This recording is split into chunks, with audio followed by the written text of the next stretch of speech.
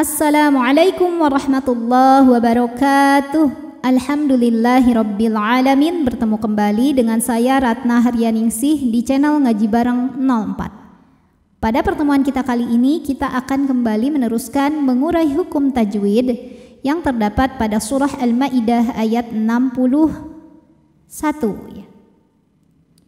Disimak terus sampai akhir karena nanti di ujung akan ada pertanyaan seputar tajwid. Dan jawaban pertanyaan hari kemarin akan ditemukan pada menit ke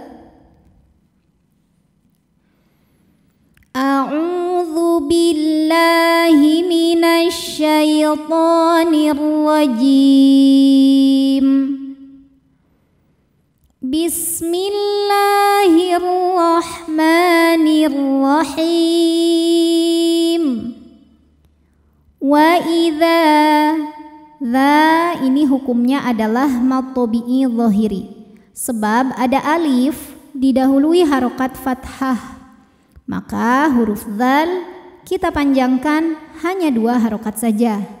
Wa idza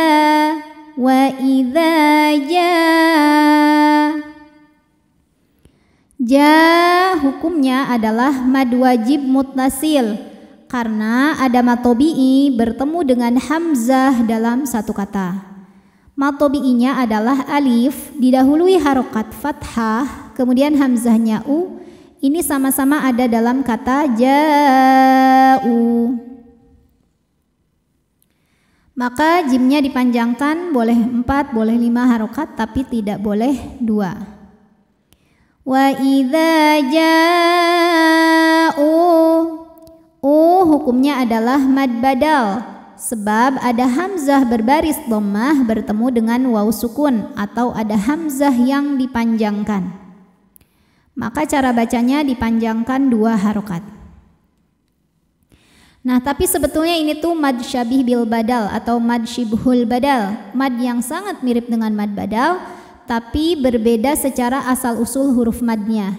Jadi kalau mad badal, huruf madnya alif, waw sukun atau ya sukunnya hasil mengganti hamzah sukun. Kalau mad syabih bil badal memang huruf madnya bawaan dari kalimat tersebut ya. Dicirikan biasanya tidak ditulis di awal, melainkan di tengah atau di akhir kata. Tapi boleh nggak disebut dengan mad badal? Boleh, karena sama persis. Bacanya juga sama, 2 harokat. Ja'ukum. Kum ada hukum idhar syafawi, sebab mim sukun menghadapi huruf selain mim dan ba, di mana di sini hurufnya adalah huruf qaf. Maka mim sukun tetap dibunyikan bunyi aslinya, bunyi m dan tidak ditahan. Ja'ukum qa hukumnya adalah mad tabi'i zahiri, sebab ada alif yang didahului harokat fathah, maka qaf panjang 2 harokat saja. Qalu, lu hukumnya adalah mad jaiz munfasil, sebab ada mad tabi'i bertemu dengan hamzah dalam 2 kata.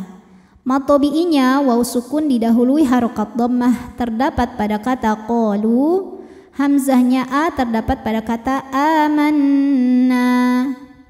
Maka lam dipanjangkan, boleh 4, boleh 5 harokat.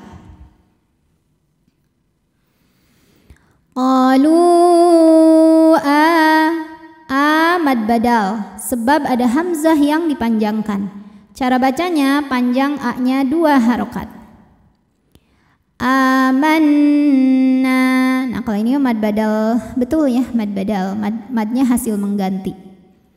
Amanna. Nunnya hukumnya gunnah musyaddadah karena nun bertasydid. Cara bacanya dengung, jadi bunyi n tahan. Amanna. Nah, hukumnya mad tabi'i zahiri, sebab ada alif didahului harokat fathah, maka nun panjang 2 harokat. Amanna wa qad.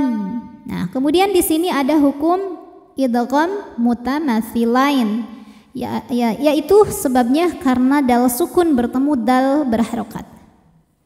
Jadi ini ada dua huruf yang sama persis, makhraj dan sifatnya bertemu. Huruf pertama sukun, huruf kedua hidup. maka bacanya dimasukkan ke huruf kedua ya. Jadi kalau biasanya dal itu ada qalqalah, maka ini udah nggak ada. Sama seperti baca dal sukun biasa ya. Dal tasydid maksudnya. Wa qad dakhalu. Jadi yang ini udah aja tutup, jangan dilihat ya. Jangan dibaca dal sukunnya. Wa qad dakhalu.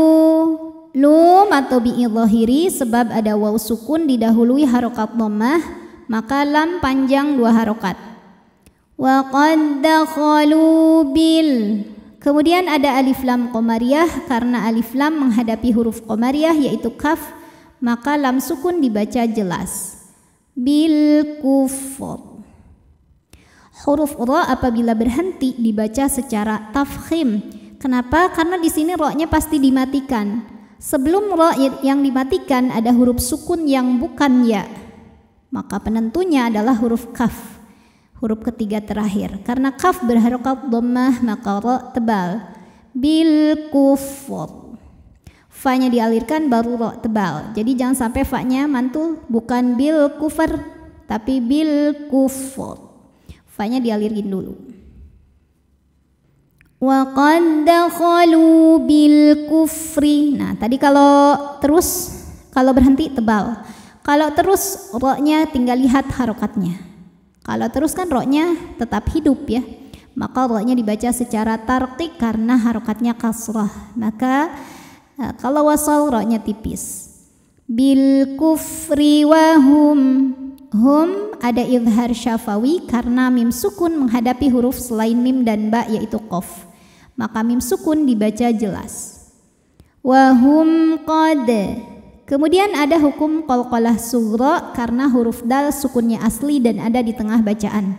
Maka dibaca dipantulkan dengan pantulan yang kecil. Qad kharaju. Huruf ra dibunyikan secara tafkhim karena berharokat fathah, maka ra-nya tebal. Qad kharaju. Ju hukumnya matobi'i dhahiri karena ada waw sukun didahului harokat dhammah, maka jim dipanjangkan 2 harokat. Kharaju bih. Nah ini ha walaupun barisnya panjang, kalau berhenti tidak ada mad, tidak ada bacaan panjang. Haknya jadi sukun, baknya tetap pendek. Bih. Tanda wakofnya namanya al-waqfu aula, artinya berhenti lebih utama. Wallahu. Lam jalalah dibunyikan secara tafkhim karena didahului harokat fathah, maka lamnya tebal bunyinya Allah. Wallahu. Kemudian alif lamnya dinamakan dengan alif lam syamsiyah karena alif lam menghadapi huruf syamsiyah yaitu lam, maka alif lamnya tidak perlu kita baca. Jadi ini lewatin aja ya. Wallah. Kemudian di sini juga ada hukum mad namanya mad tabi'i muqaddar. Karena ada baris fathah panjang di atas huruf lam, maka lam panjang 2 harokat. Wallahu a'lamu bima. Ma hukumnya mad tabi'i dhahiri. Sebab ada alif didahului harokat fathah, maka mim panjang 2 harokat. Bima ka mad tabi'i dhahiri karena ada alif didahului harokat fathah, maka kaf panjang 2 harokat. Kanu. Nu mad tabi'i dhahiri karena ada waw sukun didahului harokat dhammah, maka nun panjang 2 harokat. Bima kanu yaktumun. Mun ketika berhenti hukumnya mad arid li sukun karena ada mad tabi'i bertemu dengan huruf yang disukunkan karena waqaf. Mad tabi'inya waw sukun didahului harokat dhammah, kemudian huruf yang disukunkannya nun. Maka jika berhenti mimnya kita panjangkan, boleh 2, boleh 4, boleh 6 harokat asal konsisten dalam sekali bacaan. Yaktumun.